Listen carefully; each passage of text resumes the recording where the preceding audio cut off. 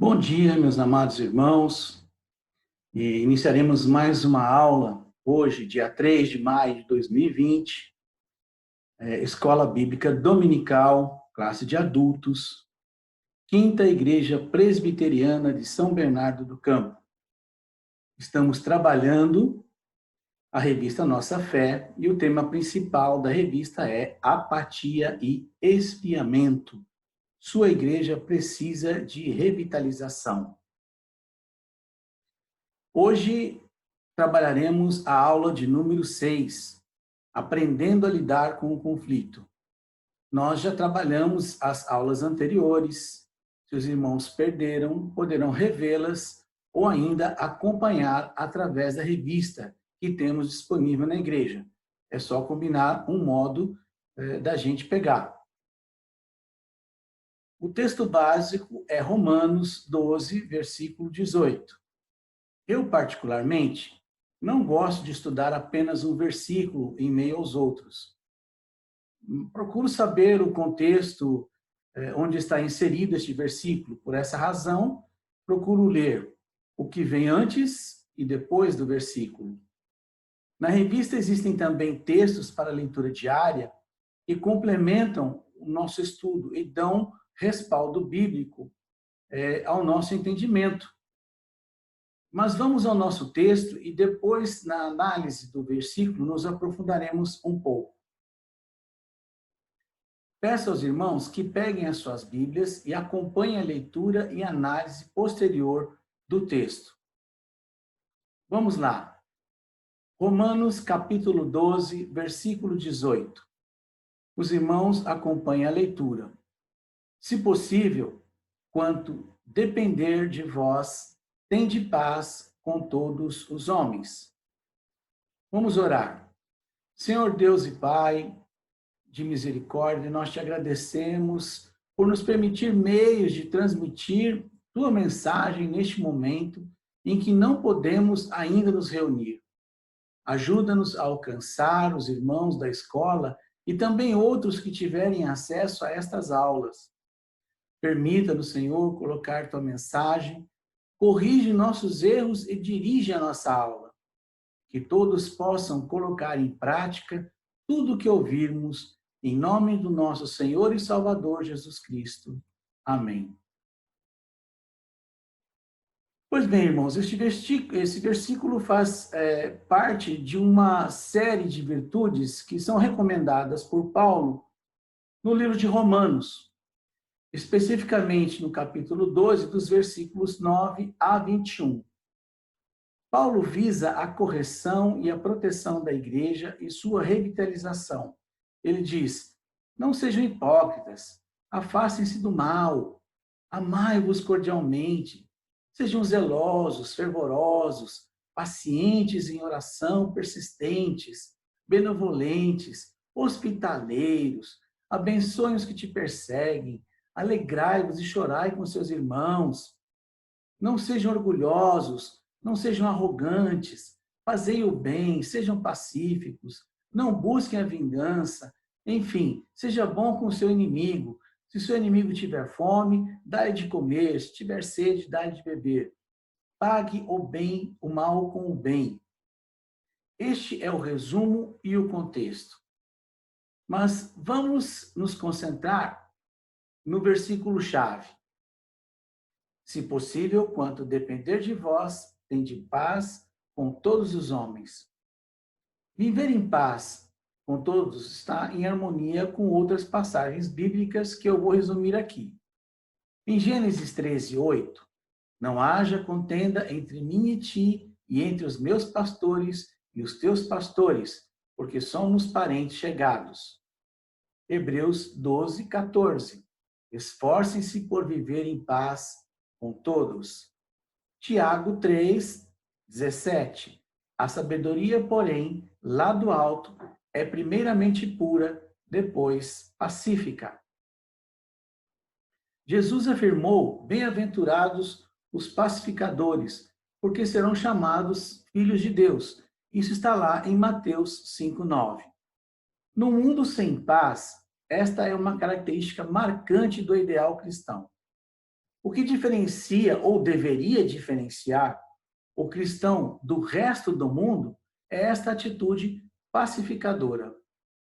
Os verdadeiros pacificadores são aqueles cujo líder é o Deus da paz, que buscam manter a paz com todos que proclamam o evangelho da paz, Efésios 6,15, e que alinham sua vida de acordo com o príncipe da paz, Lucas 19,10, João 13, de 12 a 15, conforme Mateus 10,8. Nesses versículos, existem alguns pontos a considerar. Primeiro, se possível, este começo já nos dá uma ideia de que pode haver circunstâncias em que manter a paz não será possível. Em Hebreus 12:14, segui a paz com todos e a santificação, sem a qual ninguém verá o Senhor. Se para garantir a paz eu tenho que sacrificar a minha santificação, meu credo, minha fé, eu não devo fazê-lo. Ainda que isso coloque em conflito. Uma coisa não pode destruir a outra. Se a manutenção da paz subentende o sacrifício da verdade, da honra, então a paz deve ser abandonada. Segundo, quanto depender de vós? Há situações que requerem o sacrifício da paz, mas devemos estar certos de que não devemos nos envergonhar dessas exigências. Se fizermos tudo o que podíamos para restabelecer e manter a paz, e outras pessoas envolvidas não estavam dispostos a ter paz, a não ser em condições que nós cristãos não podemos aceitar, neste caso, Deus não nos faz responsável pela ausência da paz. Mas devemos fazer todo o possível para promover a paz. A discussão sobre este versículo e outros relativos ao estudo de Romanos poderão ser vistos no livro de William Hendrickson, Comentários do Novo Testamento, livro de Romanos, da editora cristã. Agora, estamos prontos para começar a nossa aula. O que os irmãos entendem por conflito? Quando batemos de frente com alguém em alguma coisa que queremos fazer, que afeta ou vai na direção da outra pessoa, quando minha ação interfere na vida de outra pessoa e ela não concorda. Essa é a minha posição com relação ao que é conflito. Mas a revista apresenta a opinião de dois autores. Vejamos a primeira. Um conflito é uma disputa que surge sempre que as ações de uma pessoa interferem nos objetivos da outra. Isso implica ainda que se uma parte alcança seu objetivo, é impossível a outra alcançar o seu.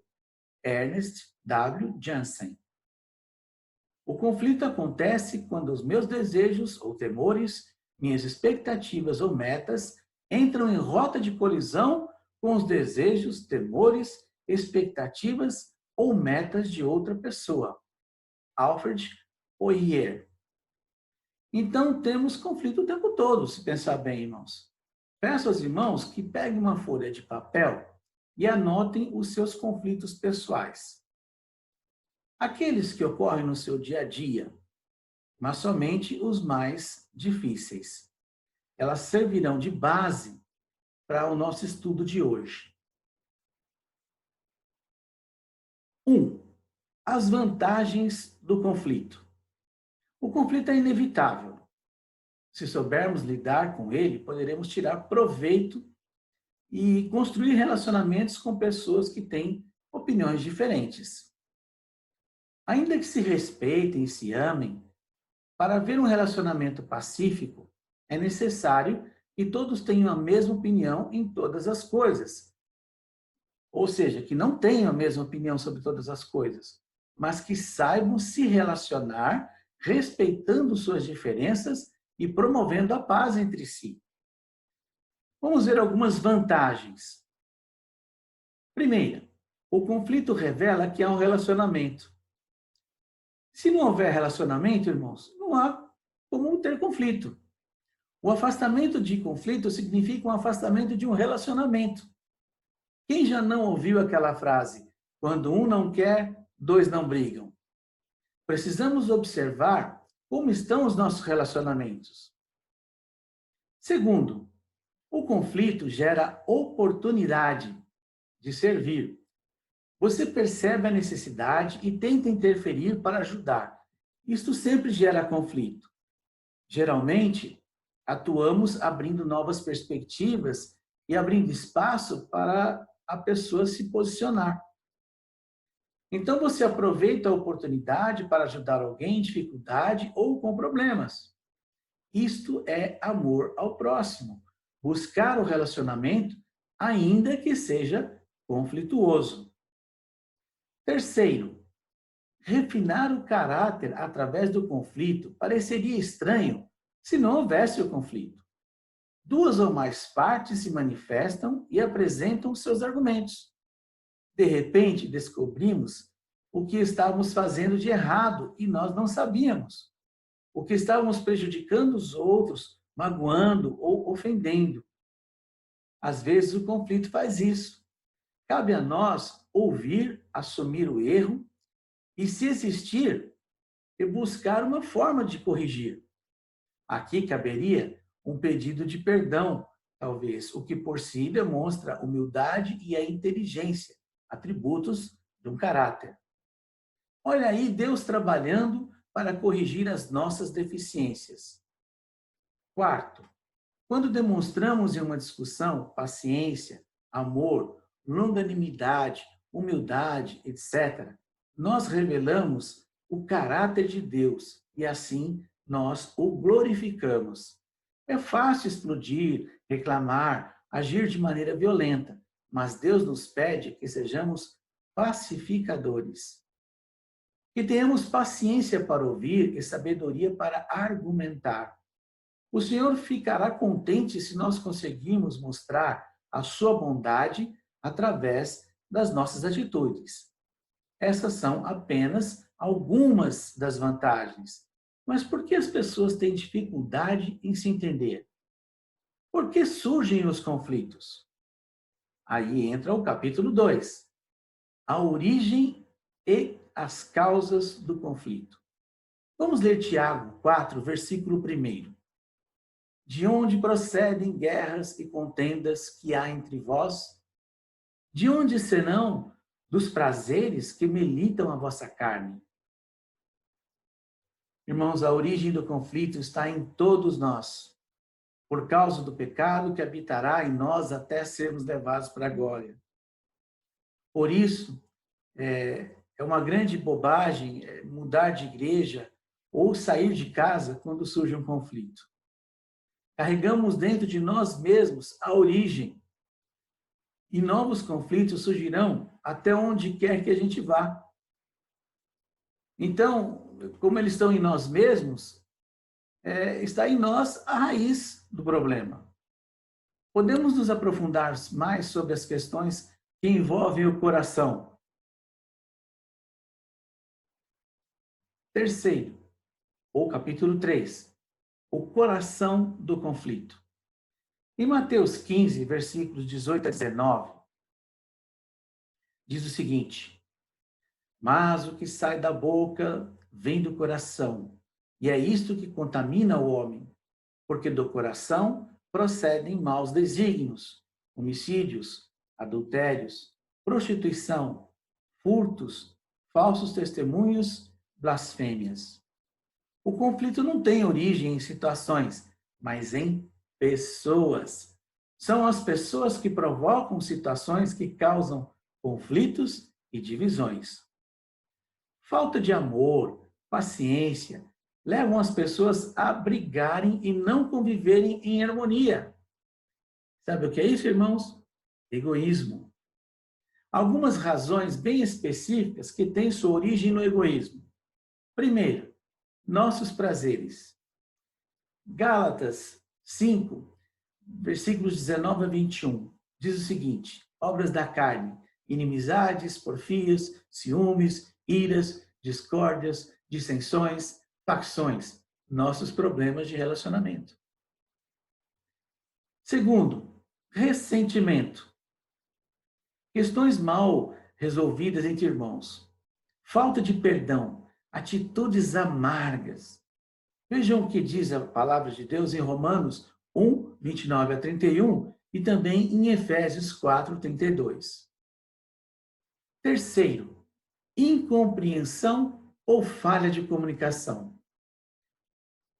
Não entender o que o outro está dizendo e não buscar esse entendimento. Isso é um problema sério. O que entendi não foi isso, costumamos dizer. Em 2 Timóteo 3, de 2 a 4, e também de 11 a 12, fala muito bem sobre essa questão. Por causa da corrupção do coração, nos últimos dias, o verdadeiro crente será perseguido. Devemos buscar o entendimento e lutar contra a maledicência. Quarto, diferenças individuais. Diferenças entre indivíduos, principalmente valores, crenças, sexo, idade, exigem cuidado no trato, pois elas existem. São naturais de cada indivíduo. São todas causas de conflito e outras mais. Devemos buscar o entendimento pela humildade, considerando o outro como superior a nós mesmos. Vejam lá em Filipenses 2, 2 a 3. Quinto, nosso desejo de exigir. Em Tiago, capítulo 4, versículo 2, diz o seguinte: cobiçais e nada tendes, matais e invejais e nada podeis obter. Viveis a lutar e a fazer guerras, nada tendes, porque não pedis. Quando não conseguimos o que queremos, de modo pacífico, tentamos até a força. Exigimos ser atendidos, é nossa tendência. Como lidar com isso? Uma vez que o conflito é inevitável, e ainda agradar a Deus. Vejamos o que a revista nos sugere.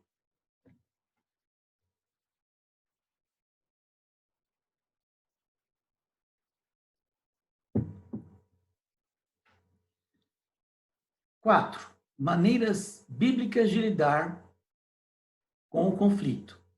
Em Romanos 12, 18, ficou claro que quando depender de nós, temos que fazer todo o possível para promover a paz. A questão é como fazer isso. Pela revista, nós temos algumas sugestões. A. Tenha por objetivo encontrar a verdade e não ganhar a discussão. Quando ameaçados ou confrontados, nós tendemos a agir de modo defensivo. Isto é péssimo, isso é negativo. Às vezes, os motivos de uma disputa podem ser apenas superficiais. O problema pode ter raízes mais profundas e antigas. Temos o hábito de julgar, criticar e acusar o outro lado porque é mais fácil. Lembrem o que diz em Mateus 7, de 1 a 2 e em Romanos 2, 1. Antes de julgar, busque sempre a verdade e não ganhar a discussão. Item B. Aprenda a assumir sua parcela de responsabilidade no problema. Irmãos, às vezes o problema está em nós. Antes de jogar pedra no irmão, veja se o problema não é você. Temos muitas dificuldades em ver isso, mas temos que estar prontos para reconhecer os nossos pecados. Nosso estado não permite que sejamos confiáveis a ponto de exigir no outro aquilo que nós mesmos não enxergamos em nós. Em Mateus 7, versículo 3 a 5, Jesus nos lembra para tirarmos a trave do nosso olho antes de tirar o cisco do olho do outro, não é? Item C. Procure compreender a outra pessoa. Este é um passo mais difícil. Sem isso, dificilmente o conflito poderá ser resolvido. Para isso, nós precisamos tomar algumas atitudes bem específicas. Por exemplo, ter o desejo sincero de compreender. Para isso, nós temos que nos colocar na pele do outro, na perspectiva da outra pessoa.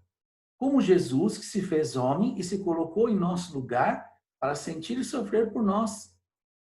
Ele esteve sujeito às mesmas dificuldades que nós. Vejam lá em Hebreus 15, versículos 15 e 16. Outro, saber ouvir. Quando uma pessoa está falando, normalmente nossa mente já está formulando uma resposta, seja de defesa ou mesmo de ataque. Temos dificuldade de concentrar nosso pensamento no que estamos ouvindo, nos sinais corporais, e passamos por cima do entendimento, da compreensão do outro. Não percebemos seu problema, porque não ouvimos com a nossa mente. Como Provérbios 18:13, responder antes de ouvir é tolice e vergonha. Outro item, respeitar a opinião do outro. Não se trata aqui de concordar, mas de respeitar a opinião do outro. 4. Ou não condene ou julgue. Evite este comportamento. Às vezes o que a pessoa precisa é desabafar, colocar suas angústias para fora, se aliviar do pesado fardo. Palavras de amor e estímulo depois de tudo que ouvi. Nada de acusação ou julgamento. Outro, disponha-se a perdoar.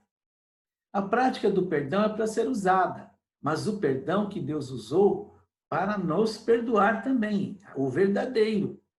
Não cabe ao ouvinte o julgamento do pecado do outro, mas o Senhor que nos julgará a todos também.